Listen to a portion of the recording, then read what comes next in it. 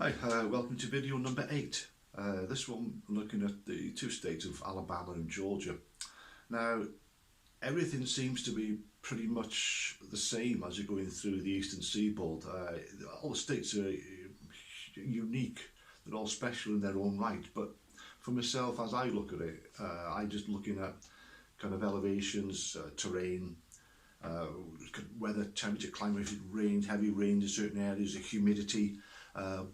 But luckily enough, the time of year I'm hitting, as I'm going through towards South Carolina to finish, everything looks to be pretty much the best time of year to go would be when I'm there. So humidity is quite low, temperatures nothing more than 80, nothing below 55. We're looking at rainfall, between 4 and 8 days per month at those particular states. So we're going to catch some, but hopefully not much.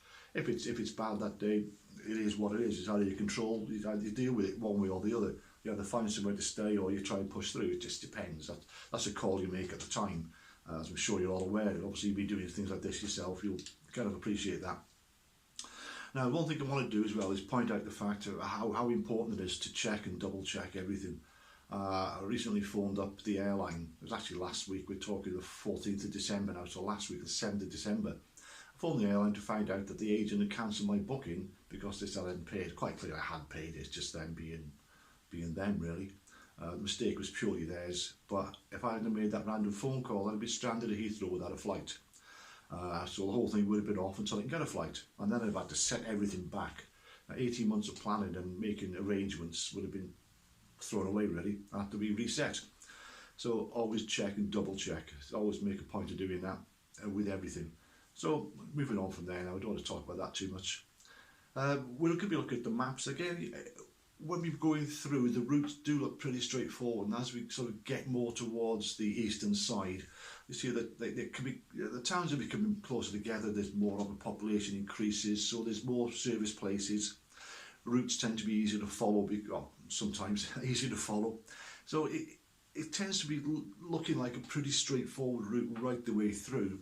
We'll go to the spreadsheet after the maps, and we'll go through the distances between the towns and cities, incorporated areas, whatever, and you'll see that they're getting closer together. So we can pick a day per stop, or sometimes less than that. We can incorporate rest days, or we can split 3 into 2. So we can move around that, and that's because the general population, the housing, if you like, the services are far more frequent in those areas. So we'll have a look at the maps, drop into the spreadsheet, and then we've got one more video to go in the UK before flying out on January the 3rd. I'll be posting there, but they'll be be done through a gentleman who's going to edit the videos for me at home and then post up on my behalf.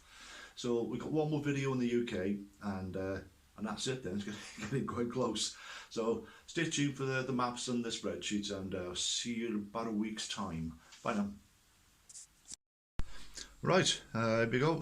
Alabama. Now the route basically drops between the two major cities in the northern part of Alabama, being Huntsville and Birmingham.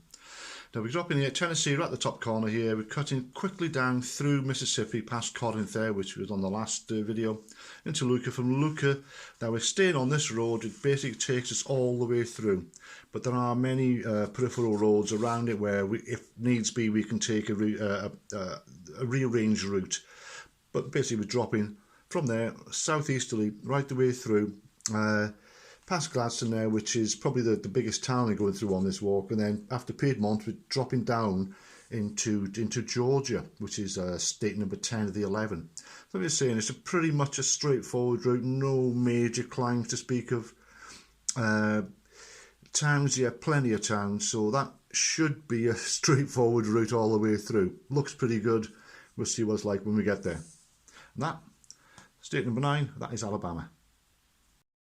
Right, here we go. Georgia, state number 10. Now, we're leaving Piedmont there in Alabama, and we're heading for Cedarton on the same sort of route there. It's not a massive road, not a major road, but it's pretty much a straightforward run in. Then going through Dallas, Marietta, and then into Pawcross there to Lawrenceville. But as you see, this could be a problem because I'm not good in navigating through cities, and this is a biggie. Because I've been there before, it's a biggie. And dropping there, we pick it up again, a similar sort of route with peripheral roads around this major route here. So picking up lots of towns on the way through, going through the centre of Athens there, and dropping down into Washington, the other one, Lincolnton, and then crossing into McCormack there, which is into the last state of South Carolina. Routes here, yeah, it seems pretty straightforward. Again, lots of towns, lots of services, especially in this area here. So any kit requirements will be got there. I hope not to need any at that point, but you never know. So the bigger towns, the bigger cities, the better for, as we go into the next video actually, any kit required en route. So that there is state number 10, that is Georgia. Right, state number 9 is Alabama. Now, in terms of weather for this particular state, I've looked at it obviously as an average, because that's all I can do. There is actually a point where they say there's a slight risk of snow, which surprised me, because generally the temperatures as we move towards the east are getting more humid, less chance of any adverse conditions in terms of sort of snow, frost, etc. But we've got to go with what the averages are, and that's what they told me. So we'll see. Apart from that, I think all of these states, as we're passing from Texas towards the east, it's all been given as one of the best times to visit will be sort of early to mid-spring, which is of course March, April, May, when I hope to be doing the walk. Now here, this is 183 miles. Yeah, that's included a couple here which there may be route diversions. We're looking at, for this particular state here, looking 10 days, again to incorporate a day off there without any sort of how can I put it, any sort of variation to the days planned. 2, 2, 2, and then all these in ones. But here's of course, like I said, incorporating a day off. Mileage wise and route wise, yeah, I think we're okay day by day. There still looks to be places in between as we look at the map where there can be additional stops if necessary, or maybe bypass and move on to one.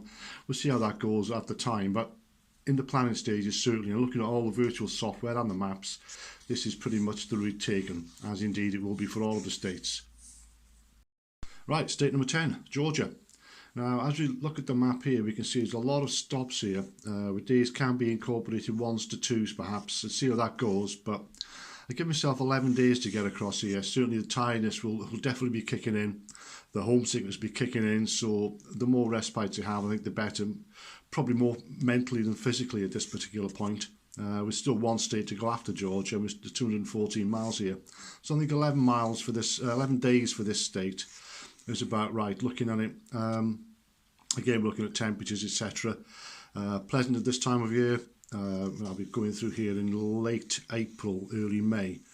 So yeah, we're looking at a pretty decent run through Georgia there. Looking at the map, it looks pretty much a straightforward route again. There's some route deviations, but you expect that. So Georgia, 214 miles, 11 days, state number 10.